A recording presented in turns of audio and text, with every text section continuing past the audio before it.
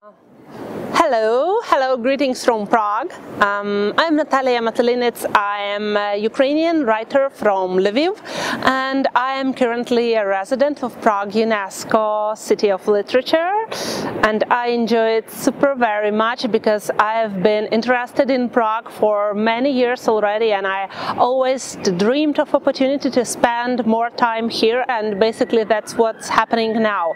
And back home in Ukraine I already have 7 books published. It's fantasy, and mostly fantasy for young adults, and I can also show you my first Czech translation, which is called Hra temné čarodějky, and it's urban fantasy. It's a trilogy, so there will be more books, and events happen in my native Lviv, in Prague and in Budapest.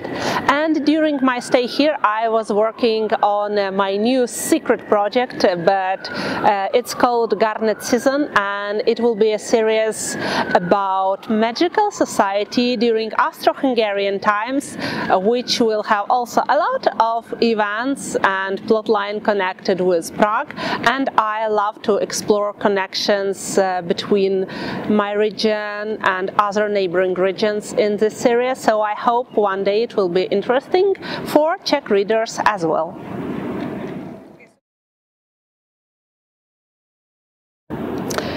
Well, I always wanted to have opportunity to spend some time here, and when I thought that I will have 2 months in Prague, I thought that, oh wow, it's so much. But now when my stay is almost over, I understand that 2 months is not enough for Prague. Like, it's absolutely not enough, because you can discover Prague in so many ways, and it always offers something different, something fantastic. And this time my stay is all about my new project, so now I was exploring exactly the areas and the history of Belle Époque, so I was searching this parts of Prague that will be relatable to my story, so this was interesting adventure. And during this day I actually discovered a new favorite place, which is gardens under the castle. I have never been there before, and the terraces of gardens, they are so very different. And the fun story is that I actually found this place during COVID epidemic. I found it on Google Maps when I was searching for one certain area suitable for my story, and I found it on Google Maps, and this is first time when I saw it in person, so it was a very fantastic experience. And actually I also met a lot of cool people here, including my UNESCO City of Literature team, who make me main character all the time. And yeah, so this stay in Prague was full of so many discoveries, and what I like about Prague is that it can always surprise you. I had numerous moments when I was like waiting for tram, but oh, there is some concert, or going to a distant monastery, or they have a local festival and free tour now, or should I take a photo of these old gates? Huh, they offer wine, great. So no matter where I go in Prague, I always seem to find something interesting, and I like how Prague is very lively and always full of this magical occasions, magical moments. Yeah, I love it very much.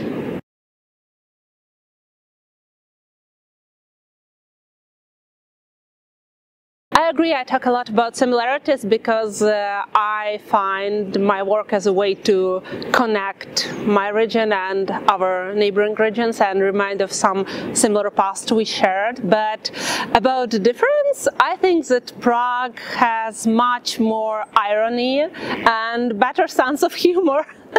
Because, for example, I don't know, well, look at your TV tower, for example, with the small statues, and I see in Prague, or a head of Franz Kafka, and I see a lot of artsy monuments and a lot of self-irony here, and I think this is an open-minded idea to perceive art, to make it to allow art to be super different, yeah. But in Lviv, people are maybe more conservative about it, not so open to new forms of art, but it's slowly changing. But still in Prague, it's like, yeah, that's okay, that's how we live here. What I also really love about Prague is that Prague has a lot more space, and it's about urban planning, and it's like you walk a street and you see something beautiful far ahead of you, and it's everywhere, just everywhere, and I love it about Prague very much. And but I must admit that in Lviv we have more coffee options, and as a coffee addict I explored a lot of coffee places in Prague, and it's lovely, but I haven't found Cup Orange yet. So maybe it will come here later. So yeah, I have already 7 books in Ukrainian, and 8th book will come out this winter, and I at the moment have 1 book in Czech Republic, but I hope it will be more and more. So definitely I will start with Varta, which is Hra temné čarodějky, and my first idea was Zlatan is hot, but then I decided to change it to Varta is badass, because yeah, Zlatan will still have his time later on. And as for artifacts of Prague, so it will be Real Problems Begun. And for Blood of Budapest, it is unexpected turn of events. There will be a lot of unexpected turns of events, but yeah, no spoilers yet. As for my other books, so it's very easy with All My Keys in Gaia, because it's winter and it's magic and it's traveling. And the 2nd book is coming out this winter. As for Ceramic Hearts, it was also pretty easy, because we have epidemic and we have war and we have love, and no spoilers, but it will be forbidden love, but forbidden is force word, so yeah. And Hesse is mythology and loss, and it's bittersweet. And the last one will be Amaterasu Academy, so it is gods and students and wine. Because, well, you know, when you have Dionys as your mate student, you will have a lot of wine, so yeah.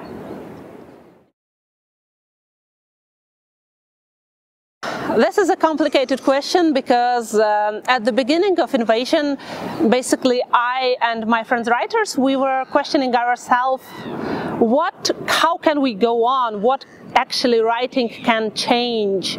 Is it important? Because when people are dying and all your world collapse, it's very hard to find the meaning in your work, to connect with your writing again. But eventually I did it, because readers demanded new stories and new books.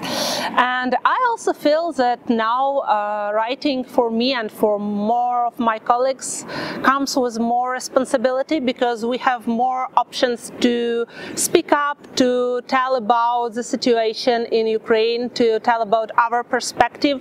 And this responsibility, it's also something new to me, because, well, I write mostly fantasy and for young adults, but even in my new projects I perceive our history from some different angles, and I try to speak about it.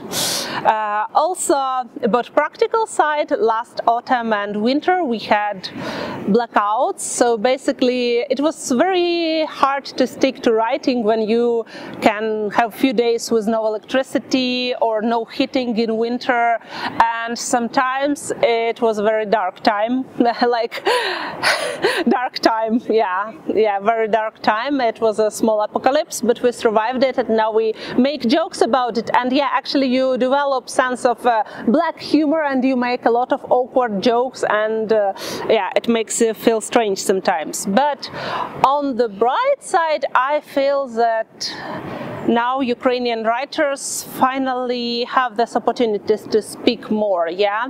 They have more options to go somewhere to tell about Ukrainian literature, and it's perhaps the first time when world actually listens to us a little bit and actually shows some interest, and I really hope that it will bring some positive changes, and I really hope that all the writers who are now at the front line will be back to writing bestsellers, because that's what writers' work is. Stay here! Okay, so yes, I will have 8th book coming out this winter. It will be second book of all my Kiss and Gaia duology, and it will come out in winter because, yeah, it's a winter magical adventure. I love it very much for this season, and I don't have so much plans because I know that Garnet season, which I was writing here in Prague, it's a big project, and basically I plan to be occupied with Garnet season for some time. It will be perhaps be a long time, and also I have an idea to write something about World War II and my city, which I tried to do in the short stories, but it's a very traumatic and hard topic to work with, and I'm not sure if my situation around me will boost my writing in this direction, or will I stay away from it. Yes, dear future residents, oh, you are so lucky that you are coming to Prague, because this is a perfect place to be, and I wish you to enjoy this city and explore it outside of touristic zones as well as touristic zones, of course, and I wish you to explore modern Prague and old Prague, and basically to be open to all opportunities you see here. As I mentioned, you can wait for a tram, and oh, there is a concert happening, so just let yourself be spontaneous and enjoy the city and explore the city, and let the city be a part of your story. And, well, have a good time writing here in Prague. So, and we're standing on Strelecki Island, and this is a very fantastic place in Prague where you can have beautiful view all around you. And basically we're standing here because it's a part of my story, and this is exact place where my characters have some very intense emotional moment, and I will not spoil you.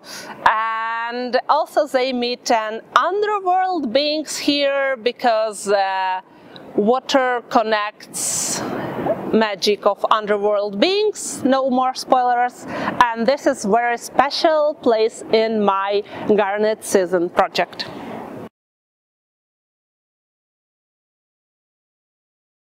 So it's Natalia Matolinec again, and I will read an extract from my short story, which is called A Box for Buttons, Tips and Rose Petal Jam, and it is my first English translation, which was published this summer, and it's about magical cafe in my native Lviv. So yeah. If someone orders coffee with rose petal jam, you will always find a common topic for conversation. Vishnya did not reach that conclusion right away, but after long days of work, you unwittingly start to build chains of associations. After all, rose petal jam is a primordial Galician holy grail, an echo of Christmas carols and the crunch of snow in the darkness, when you can already smell that scent on the stairs as you return home. Pampuchy, glistening with oil, lie in a bowl. An equal number of them are stuffed with poppy seeds as with blueberries, but only a few, the most coveted, are filled with rose petal jam, sweet like July afternoons bathed in the bustling of bees and sunlight. When Vishnya was only learning to notice the unusual, she thought that magic was her aunt plucking off the fragrant petals and turning them into a small, deep-hued jar for the winter, which people in Lviv take out just before Christmas. So, rose petal jam holds too many memories, and, as they say, those who know, know. The alchemist in a snubby blue coat knows. When he comes in for the first time, withdrawn into himself like a snail in its shell, he glances through the menu and only emerges from his aloof silence when he sees coffee with rose petal jam. I haven't tasted that since I was a kid, he says with surprise, having clearly recalled Christmas pampuchy. It's a sign then, our jam is truly magic, Vishnya says with a smile, and even though it's actually other things that are magic. Specifically the pantry is the left side of the back door and Vishnya herself just a tiny bit. That was the reason she chose this place for her cafe, in the order of passages that leads to the central Rynok Square, a think-song of ancient walls and designations and forgotten surnames. The passage fits perfectly with the boundaries of the oldest neighborhood in the city, which had burned to the ground and was rebuilt again and again and always remembered anew. And the older the place, the better for magic. In old places, magic buds, and even if it sprouts in strange places like the pantry, so what?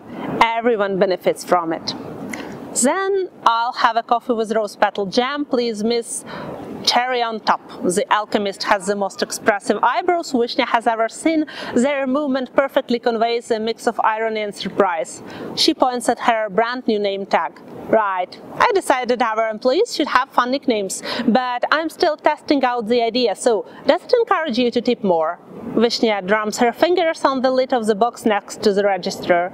However, the alchemist's wheat-colored eyebrows drop, his defenses go up, and the thread of conversation snaps as he says, "I'll pay later." His flat remark makes it clear she should not expect a tip, nor will she see what trick the tip box has in store for the alchemist, at least not today. So Vishnya simply pours enough coffee beans into espresso, into the grinder and turns on the machine. Only freshly ground beans, only pre-warmed cups. She alone on her shift, juggling the duties of manager with the role of a waitress. And the duties are endless. One might joke that Lvivian's obsession with coffee is just a tale for tourists, but the level of meticulousness locals put into selecting their favorite cafe is no joke.